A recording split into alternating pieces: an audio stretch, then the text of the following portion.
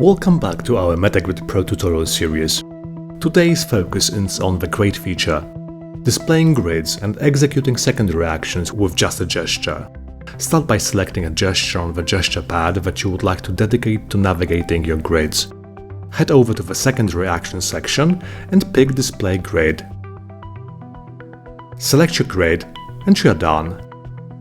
This action, when triggered, will immediately take you to a specific grid within MetaGrid Pro, offering seamless access to your customized layouts and tools.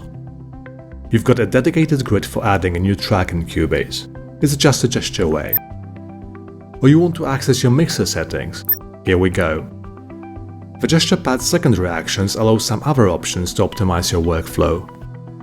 You may want to lock your current profile to prevent MetaGrid Pro from automatic grid switching. So assign a gesture to the lock profile action. Need quick access to OmniSpace for your universal controllers? There's a gesture for that too. Or you want to activate another workspace in your profile?